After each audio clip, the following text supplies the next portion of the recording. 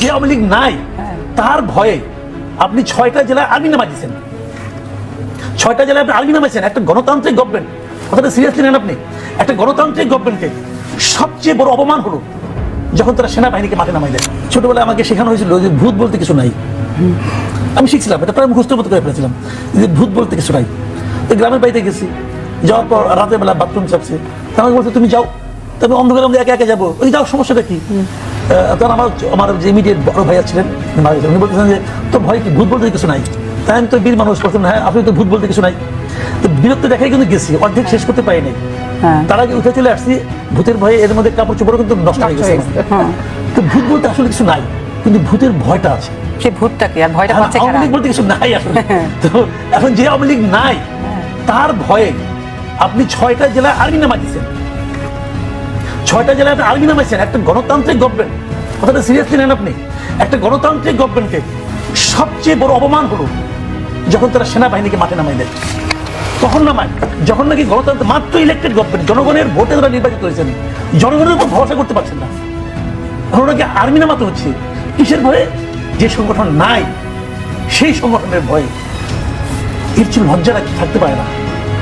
সেটা আমাদের এখানে হয়েছে কোথায়? 6 জেলায় না আর্মি নামাইছেন, বাকি জেলাতে নামান নাই আপনারা। কি হয়েছে মাঝখান থেকে? আকাম কি হয়েছে? আকাম করতে হলো জামাত তারা সাংবাদিক পিটাইছে। 32 নম্বরে আজকে সাংবাদিক গায়ে হাত তোলা হয়েছে।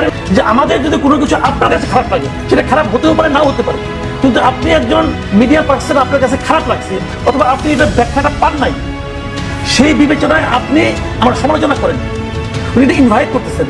সেই গভর্নমেন্টের আমলে আমরা দেখলাম কি সরকারি দল, ওনার এক প্রতিমন্ত্রী, ওনার আমলে প্রথম 6 জন মিডিয়া কর্মীদের উপর মামলা করা হলো, একজনকে গ্রেফতার করা হলো। আর ওনাদের আমলে বিরোধী দল এত আর গ্রেফতার দায়িত্ব ঝামেলা যায় না, নগদ পিটাই দিচ্ছে, নগদে পিটাই দিচ্ছে, 10 জনকে তারা পিটাই নেই। এখন বলতেছে আমরা একটা ইনকোয়ারি কমিটি করবো। সাংবাদিকরা খুশি শেষে, আমাদের ঈদের আনন্দ যে আমাদের পিটাইছে, তারা একটা তদন্ত করবে, তাহলে আমার আর কোনো ব্যাখ্যা কিছু লাগবে না। তো এই হইতেছে বর্তমানের অবস্থা।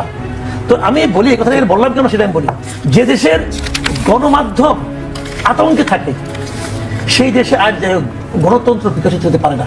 সাংবাদিক মাসুদ সাহেব শুনুন, আওয়ামী লীগকে আজকের এই দিনে রাজপথে কিংবা কোনো জায়গায় কোনো সমাবেশ করার কিন্তু প্রয়োজন নাই। এই যে আওয়ামী লীগের ভয়ে যে বর্তমান বিএনপি আর জামাত 26,000 পুলিশ আর সেনাবাহিনী মানে 6টা জেলাতে মানে নামাই দিচ্ছে, ঢাকার রাজপথ থেকে শুরু করে সমস্ত জায়গায়, এবং জামাত, বিএনপির যুবদল, ছাত্র শিবিরেরা সকলে যে রাজপথে পাহারা দিচ্ছে, মানে যাতে কোনোভাবে আওয়ামী লীগ না আসতে পারে। শুনুন, এখানে হচ্ছে আওয়ামী লীগের সব থেকে বড় বিজয়। আওয়ামী লীগকে নামতে হবে না, আওয়ামী লীগ না নেমেই তার বিজয় কিন্তু অর্জন করে ফেলেছে। কেমন আজকের এই দিনে মানে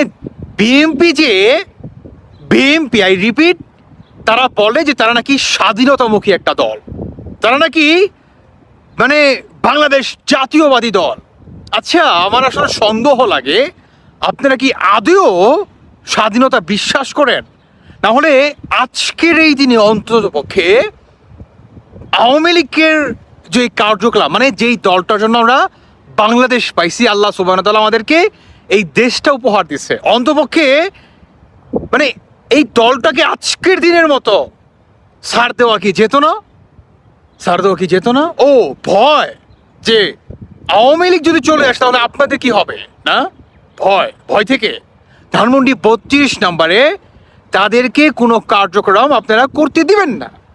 আওয়ামী লীগের হেড অফিসে আপনারা সেখানেও তাদেরকে কোনো প্রকার কোনো জয় বাংলা স্লোগান দিতে দিবেন না। অথচ এই জয় বাংলা স্লোগান দিয়ে আজকে আপনারা যাদের সঙ্গে তাল মিলিয়ে সংসদে গিয়েছেন, লজ্জা থাকার প্রয়োজন।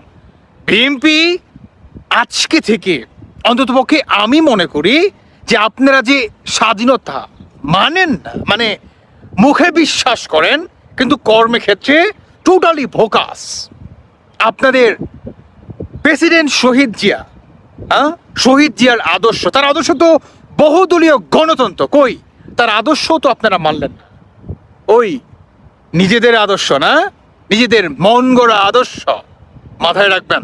এই যে আজকে মানে আজকের এই দিনে যদি আওয়ামী লীগের জন্ম না হতো তাহলে মানে আপনারা আজকের এই বাংলাদেশ কিন্তু পেতেন না, বা আমরাও কিন্তু পেতাম না।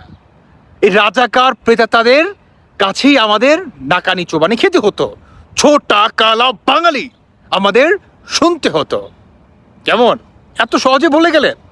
ভুট্টো সাহেব ইয়াহিয়া খান বাংলাদেশকে বারংবার এভাবে আঙুল দিয়ে প্রমাণ করে দিচ্ছে, তোরা ছোটা কালা বাঙালি, তোরা ক্ষমতায় আসার সেই যোগ্যতা রাখিস না। এত সহজে ভুলে গেলেন আপনারা? ও ভুলার তো কথা, কারণ বাংলাদেশ হওয়ার ক্ষেত্রে আন্দোলন, ভাষা আন্দোলন, যত কিছু আছে ধাপের তো ধাপ, এগুলো তো আওয়ামী লীগের হাত ধরেই হয়েছে।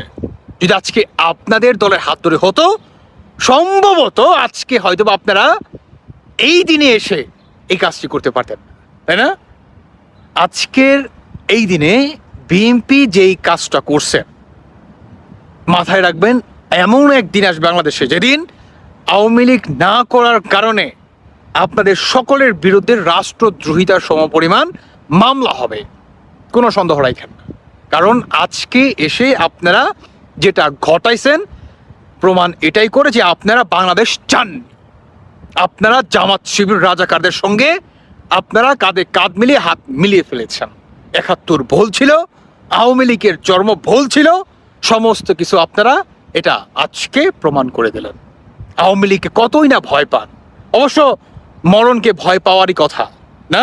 ২৬,০০০ পুলিশ নামাই দিচ্ছেন সেনাবাহিনী সহ, মানে কতটা অধপতন আপনাদের হয়ে গেছে। এবং এর সাথে বাংলাদেশের জনগণও কিন্তু দেখে ফেললো যে বর্তমান সরকারের কতটুকু পাওয়ার, যেখানে জামাত শিবির আর হচ্ছে বিএনপি ঢালাওভাবে তারা বলতো আওয়ামী লীগ হচ্ছে পুলিশ লীগ, আওয়ামী লীগ হচ্ছে সেনাবাহিনীর ক্যান্টনমেন্ট লীগ। আজকে এসে তো প্রমাণ হলো যে আওয়ামী লীগ কখনো তাদের উপর নির্ভর করে না, আওয়ামী লীগ নির্ভর করে তার কর্মীদের উপর, সাধারণ দেশের বাংলাদেশের মানুষের উপর। আজকে কিন্তু সেটা প্রমাণ হয়ে গেল, তাই না?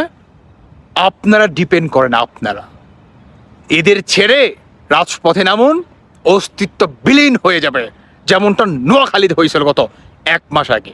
বইলা গেছেন?